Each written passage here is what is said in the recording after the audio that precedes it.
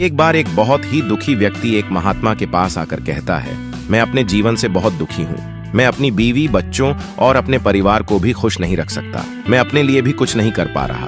कभी कभी तो मुझे अपनी जिंदगी को खत्म कर देने के भी ख्याल आते हैं। आप इतनी साधनाएं करते हैं, इतनी तपस्या करते हैं, क्या आप मुझे कोई ऐसा मार्ग बता सकते हैं जिससे मैं अपने बुरे वक्त से बाहर आ सकूं?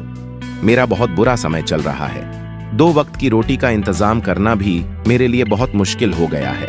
अब आप ही बताएं कि मैं ऐसे वक्त में मैं जिंदा रहूं तो कैसे रहूं? कैसे अपने परिवार को खुश रखूं?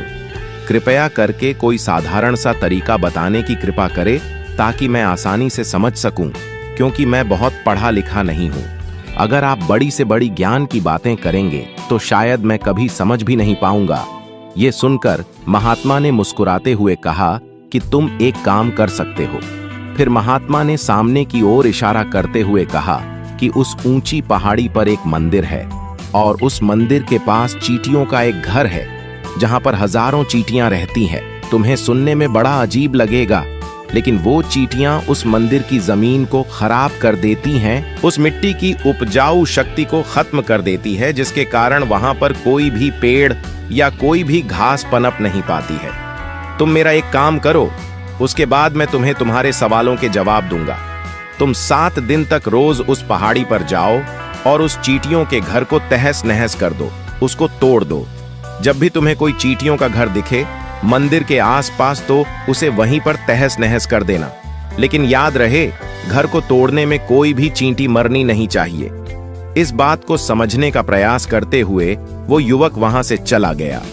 शायद उसको कुछ समझ में नहीं आया था कि महात्मा जी ऐसा क्यों करवा रहे हैं। तो वो उन चींटियों पर अन्याय कर रहे हैं, उनका घर तुड़वा रहे हैं, उन्हें नुकसान पहुंचा रहे हैं। आखिर कौन महात्मा ऐसा करेगा? लेकिन फिर भी उस महात्मा की बात मानते हुए दिन से ही पहाड़ी पर जाना शुरू कर देता है। जब वो पहले दिन पहाड़ी पर पहुंचता है तो देखता है कि बहुत सारी चींटियां अपना खाना जुटाने में लगी हुई हैं। सारी चींटियां कतार से चल रही हैं और अनाज के छोटे छोटे कण उठाकर अपने घर में जमा करती जा रही है। ये देखकर पहले तो उस युवक का मन कमजोर पड़ गया। उसने सोचा कि ये इतनी मेहनत करके अपना घर भर रही है और मैं इनके घर को तबाह कर दूंगा तो इनको कितना बुरा लगेगा। लेकिन फिर उसने उस महात्मा की बात याद करते हुए उस घर को तोड़ना शुरू कर दिया। जल्द ही चींटियों में हाहाकार मच गया। वो इधर उधर दौड़ने लगी। अभी तक जो कतार से चल रही थी, अब वो बिखर गई और इधर उधर अपनी जान बचाने के लिए भागने लगी। थोड़ी देर में घर टूट गया और सारी चींटियां इधर उधर छुपने के लिए भाग चुकी थी। ये करने के बाद वो युवक दुखी मन से वापस अपने घर पर लौट आया। उसका मन परेशान था, दुखी था, पश्चाताप से भरा हुआ था। फिर उसने अपने बिस्तर पर रात में लेटे लेटे ही सोचा कि अब तो उन चींटियों का घर तबाह हो चुका है। अब वहां वापस जाने का क्या फायदा होगा, क्योंकि चींटियों का घर तहस नहस करने के लिए महात्मा जी ने कहा था, जो मैं कर चुका हूं। लेकिन फिर कुछ सोचकर अगले दिन उसने फिर से जाने का निश्चय किया और अगले दिन सुबह सुबह उठकर वो वापस उसी पहाड़ी पर पहुंच जाता है। पहाड़ी पर पहुंचकर वो उसी जगह पर पहुंचता है जहां पिछले सुबह उसने उस घर को तहस नहस कर दिया था। लेकिन वो ये देखकर चौंक जाता है कि उन चींटियों ने फिर से अपना घर उसी जगह पर बना लिया था और अब वो फिर से अपने घर के लिए सामान इकट्ठा करने में जुटी हुई थी। उस आदमी को देखकर लगा कि ये चींटियां कितनी मूर्ख हैं। इनको पता है कि कल ही इनका घर इसी जगह पर तबाह किया गया था और उसी जगह पर उन्होंने अपना नया घर भी बना लिया। और ये सोचकर वो आदमी हंसने लगा। लेकिन फिर से महात्मा की बात याद करते हुए उसने उन चींटियों का घर फिर से तबाह करना शुरू कर दिया। फिर से उन चींटियों में हलचल मच गई और थोड़ी देर में वह चींटियां इधर उधर अपनी जान बचाने के लिए भागने लगी। कुछ ही देर में उनका घर फिर से नष्ट हो गया और वह युवक थोड़ा संतोष के भाव से कि इस बार तो मैं अच्छी तरह से उस घर को तबाह कर दिया है, अब तो वह चींटियां यहां पर अपना घर बना ही नहीं पाएंगी। इसीलिए जाने से पहले उसने उस घर पर ठंडा पानी भी डाल दिया ताकि चींटियां वहां पर अपना घर ना बना सके। और इस तरह अपना कर्म पूरा करके वो युवक फिर से अपने घर लौट आया। आज रात में सोते वक्त फिर से वो युवक यही सोच रहा था कि क्या महात्मा ये सही काम करवा रहे हैं? क्या किसी का घर तबाह करना किसी सिद्ध पुरुष को शोभा देता है? क्या अगर वो महात्मा सिद्ध पुरुष हो ही ना? क्या होगा अगर वो मुझे बेवकूफ बना रहे हो? लेकिन फिर उसने निश्चय किया कि मैं अपने काम को पहले पूरा कर लेता हूँ, उसके बाद ही पता चलेगा कि महात्मा मुझसे ऐसा क्यों करवा रहे थे। और यही सोचकर वो रात में सो जाता है। अगले दिन सुबह उठकर वो फिर से उसी पहाड़ी की ओर निकल जाता है। पहाड़ी पर पहुंचकर वो उसी जगह पर पहुंचता है जहां पर उसने उनके घर को तबाह कर दिया था, और वह यह देखकर खुश हो जाता है कि वहां पर कोई भी घर नहीं था। सारी चींटियां वहां से भाग चुकी थीं। अब उसने सोचा कि अब मेरा रोज रोज आने का क्या फायदा होगा, क्योंकि चींटियां तो अपना घर बदल चुकी हैं और महात्मा जी ने मुझे 7 दिन आने के बाद कहा था, लेकिन आज तो तीसरा ही दिन है। अब बाकी 4 दिन वापस आने का क्या फायदा होगा?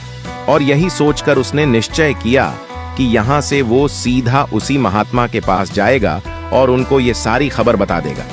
जब वो वापस मुड़कर उस पहाड़ी से उस महात्मा की कुटिया की तरफ जाने लगा, तभी अचानक उसकी नजर एक और घर पर पड़ी जो कि चींटियों का ही बनाया हुआ था। मतलब कि वो घर चींटियों ने ही बनाया था और अब वो चींट या नए घर में वास कर चुकी थी। ये नया घर उनके पुराने घर से थोड़ी ही दूरी पर था, और जब उसी युवक की नजर उस घर पर पड़ी तो उसने सोचा कि शायद महात्मा को पता था कि ये चींटियां अपना घर यहाँ से बदलकर किसी दूसरी जगह पर बना लेगी, इसीलिए उन्होंने मुझे 7 दिन आने के बाद कहा था।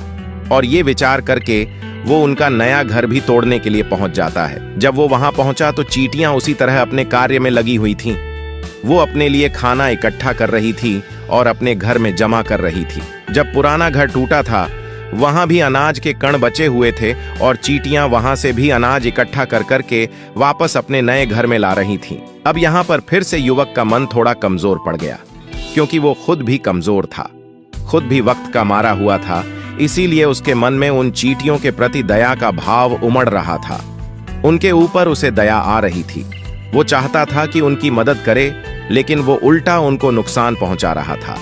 लेकिन उस महात्मा की बात को याद करते हुए उसने फिर से उस घर को तोड़ने का निश्चय किया, और उसने इस बार बड़ी ही सावधानी के साथ बिना किसी चींटी को कोई नुकसान पहुंचाए वो घर तबाह करना शुरू कर दिया। वक्त थोड़ा ज्यादा लगा, क्योंकि किसी भी चींटी को नुकसान ना पहुंचने की शर्त महात्मा ने पहले ही रखी थी।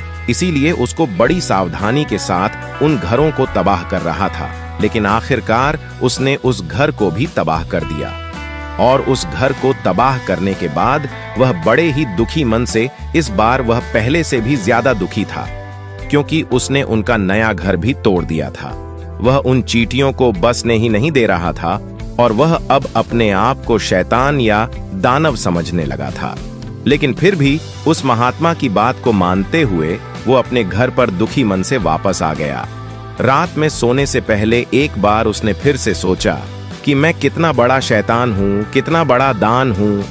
पुराना घर तो छोड़ो, मैं उन चींटियों को कहीं भी बसने के लिए कोई जगह ही नहीं दे रहा हूँ। वो चींटियां मेरे बारे में क्या सोचती होगी? वो कितना बड़ा दानव होगा उस परमात्मा को जो मेरे द्वारा ये काम करवा रहा है। लेकिन फिर भी उसने अगले दिन जाने का निश्चय किया, और अगले दिन सुबह सुबह वो फिर से वहां पर पहुंच गया। वो ये देखकर फिर से आश्चर्यचकित रह जाता है कि इस बार चींटियों ने एक और नई जगह पर अपना घर बना लिया था। वो तो पहले से भी ज्यादा ऊर्जा के साथ काम कर रही थी, और उन्होंने एक रात में पहले से भी बड़ा घर बना लिया था, और अब वो फिर से अपना अनाज और खाना इकट्ठा करने में जुटी हुई थी। ये देखकर उस आदमी को लगा कि ये चींट या किस मिट्टी की बनी हुई है। मैं उनको बार बार यहाँ से भगाने की कोशिश कर रहा हूँ और ये वहीं पर अपना घर बना लेती है। क्या इनको पता नहीं है कि मैं यहाँ पर कभी भी बसने के लिए कोई जगह ही नहीं दे रहा हूँ? ये चींटी है, दिखने में इतनी छोटी है, लेकिन फिर भी ये मुझसे हार नहीं मान रही है। बड़ी ताज्जुब की बात है। और इस बार उसने गुस्से में उस घर को तहस नहस करना शुरू कर दिया। लेकिन इस बार तहस नहस करते हुए कुछ चींटियां वहीं पर मर गई, उसके पैरों तले कुचल दी गई। कुचलने के बाद जब वो अपने अहंकार से बाहर आया तो उसने देखा कि गुस्से में उसने उन चींटियों को कितना क्षति पहुंचा दी है।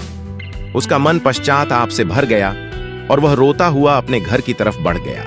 रात में सोते वक्त उसने सोचा कि मैं उन चींटियों पर बहुत ज्यादा अत्याचार कर रहा हूं। अब इससे ज्यादा अत्याचार मैं नहीं कर पाऊंगा। और यही सोचकर वो अगले दिन उन चींटियों के लिए अपने घर से थोड़ा आटा लेकर उसी पहाड़ी पर पहुंच जाता है। आज उसके मन में उन चींटियों के प्रति श्रद्धा का भाव था, दया का भाव था। आज वो उनकी मदद करना चाहता था। और जब वो वहां पर पहुंचा तो चींटी या फिर से अपने नए घर को बनाने में जुटी हुई थी। उसने बड़े ही करुणा के साथ उन चींटियों को अपना लाया हुआ आटा खिलाया। अगले 7 दिनों तक वो ऐसा ही करता रहा। वो रोज सुबह जाता, उन चींटियों को अपने हाथों से आटा खिलाता। 7 दिन के बाद वो युवक उस महात्मा के पास पहुंचकर हाथ जोड़कर बोलता है कि है महात्मा जी, मुझे माफ कर देना। मैंने उन चींटियों का घर तबाह करने के लिए बहुत कोशिश की। मैंने उनका घर तबाह किया भी एक बार नहीं, 4 बार मैंने उनका घर तोड़ा। उसके बाद मैं हिम्मत नहीं कर पाया, उनके घर को नहीं तोड़ पाया। मैं समझ सकता हूं कि मैं आपका काम पूरा नहीं किया और इसके बदले आप मुझे तरीका भी नहीं बताएंगे जो कि मुझे मेरे बुरे समय से बाहर निकाल सकता है। लेकिन मुझे इसका कोई परवाह नहीं है। मुझे लगता है कि मैंने जो किया वो सही किया। ये मैं आपसे आज्ञा लेकर वापस जा रहा हूँ। कृपया मुझे वापस अपने घर जाने की आज्ञा दीजिए। ये सुनकर महात्मा ने मुस्कुराते हुए कहा कि अरे बेटा, कहाँ चल दिए? रुको तो सही, जलपान तो कर लो, थोड़ी देर ठहर जाओ, उसके बाद चले जाना। और ये कहकर वो महात्मा उस युवक के लिए पानी लेकर आते हैं। पानी पिलाने के बाद महात्मा उस युवक से पूछते हैं कि तुम मुझे ये बताओ कि आखिर तुम उन चींटियों का घर तबाह क्यों नहीं कर सके? वो चींटियां तो छोटी हैं और तुम इतने विशालकाय हो, फिर भी तुम उन छोटी छोटी चींटियों का घर तबाह नहीं कर पाए। कहाँ है तुम्हारी शक्ति, तुम्हारा बाहुबल? इसका जवाब देते हुए उस युवक ने कहा कि हे महात्मा, मैंने उन चींटियों का घर तबाह कर दिया था, बार बार किया था। एक बार तो अपने गुस्से में उन चींटियों को भी हानि पहुंचा दी थी, लेकिन जिस दिन मैंने उनको हानि पहुंचाई, उसी दिन मुझे लगा कि मैं उनको क्यों हानि पहुंचा रहा हूं, क्यों इनको इतनी तकलीफ दे रहा हूं। और उसी दिन से मैंने उनको क्षति पहुंचाने की वजह, नुकसान पहुंचाने की वजह, उनकी सहायता करनी शुरू कर दी। ये सुनकर उस महात्मा ने कहा कि ये ही तो सीखने की बात है। एक छोटी सी चिंटी हमें जीवन का संदेश दे जाती है। मैंने तुम्हें उन चींटियों का घर तबाह करने के लिए नहीं भेजा था, मैंने तुम्हें भेजा था ताकि तुम उन चींटियों से कुछ सीख ले सको। तुम्हें क्या सीख मिली उन चींटियों से, क्या मुझे बता सकते हो? ये सुनकर उस युवक ने पूरी कहानी बयां कर दी। पूरी कहानी सुनने के बाद महात्मा ने मुस्कुराते हुए कहा कि बेटा, पहली सीख जो इन चींटियों से ले सकते हैं वह यह थी कि तुमने कितनी ही बार उनके घर को तोड़ने की कोशिश की, कितनी ही बार प्रयास किया कि उनके घर तबाह हो जाए, लेकिन वह हर बार अपना नया घर बना लेती थी। उन्होंने कभी भी हार नहीं मानी। अगर वह हार मान लेती तो वह चींटियां तुम्हें वहां पर नहीं मिलती। जीवन कार्यशीलता का नाम है, लेकिन हम मनुष्य 1-2 बार हार मिलने पर ही टूट जाते हैं, हताश हो जाते हैं और फिर जीवन में प्रयास ही नहीं करते। और कुछ लोग तो अपनी जिंदगी को खत्म करने को उतारू हो जाते हैं। लेकिन जानवरों में तुमने एक बात देखी होगी कि वो अपना जीवन खुद से कभी खत्म कर ही नहीं सकते हैं। तुमने कभी नहीं सुना होगा कि किसी जानवर ने आत्महत्या कर ली, चाहे वो जानवर कितना भी भूखा क्यों ना हो, कितना ही दुखी क्यों ना हो, लेकिन वो अपने जीवन के लिए हमेशा संघर्ष करता रहता है। लेकिन वही दूसरी तरफ हम मनुष्य 1-2 बार हताश होने पर ही अपना जीवन खत्म कर लेते हैं। जीवन तो कर्मशीलता है, कर्म करने का नाम है। जीवन और मृत्यु आखिरी विश्राम है, परम विश्राम है। इसीलिए मृत्यु से पहले कर्म करना कभी मत छोड़ना, क्योंकि मृत्यु के बाद तो तुम परम विश्राम में चले ही जाओगे। तो उससे पहले कर्म करना क्यों छोड़ रहे हो, क्यों हताश हो रहे हो? अगर तुम्हारा एक घर टूट गया है तो दूसरा घर बनाने का प्रयास करो, कोशिश करो। और कोशिश करने वालों की कभी हार नहीं होती। ये तुम उन चींटियों से देख चुके हो। देखने में तुमसे कितनी छोटी है वो चींटियां और तुम इतने बड़े हो, लेकिन उनका मन तुम्हारा मन से इतना बड़ा है, इतना विशाल है, इतना दृढ़ संकल्प है कि इतनी बार घर टूटने पर भी उन चींटियों ने कभी हार नहीं मानी। दूसरी सीख ये है कि जब भी हमारे ऊपर बुरा समय आता है, हमें लगता है कि यह समय कभी नहीं जाएगा, यह समय मेरे जीवन को बर्बाद कर देगा, मुझे कभी नहीं जीने देगा। और अपने इन्हीं ख्यालों से, अपने इन्हीं विचारों से, जिसका असलियत में कोई भी अस्तित्व नहीं है, वह सिर्फ विचार है, और वही विचार हमारे मन को दुखी कर देती है और इसीलिए हम प्रयास करना भी छोड़ देते हैं। लेकिन तुम खुद सोचो कि बार बार प्रकृति हमें क्षति पहुंचाएगी, नुकसान पहुंचाएगी, लेकिन कब तक पहुंचाएगी? अगर हम बार बार फिर से उठ के फिर से नया प्रयास करते रहेंगे तो प्रकृति भी हमारे सामने घुटने टेक देगी और वो भी एक दिन हमारे ऊपर दयावान हो जाएगी, कृपालु हो जाएगी और वो हमें सब कुछ देने लगेंगी जिसकी हमने कभी कामना की थी। तुमने खुद देखा कि तुम उन चींटियों को तबाह करने के लिए पहुंचे थे, लेकिन बाद में तुम ही उन चींटियों को अनाज और आटा देने लगे। तुम ही उन पर कृपालु हो गए। क्यों हुए? क्योंकि तुमने देखा कि वो चींटियां हार ही नहीं मान रही हैं। इसी तरह अगर तुम भी अपने जीवन में कभी हार नहीं मानोगे तो एक ना एक दिन ये प्रकृति तुम्हें वो सब कुछ देगी जो तुम अपने जीवन में पाना चाहते थे। इसीलिए 2 सीख याद रखना, कर्मशीलता कार्य करते जाना, और दूसरा कि एक न एक दिन प्रकृति तुम्हारी उस कर्म का परिणाम तुम्हें जरूर देगी। मैं उम्मीद करता हूं कि आपको यह वीडियो में काफी कुछ सीखने को मिला होगा। ऐसे ही वीडियो देखने के लिए चैनल को सब्सक्राइब कर लें। वीडियो देखने के लिए धन्यवाद।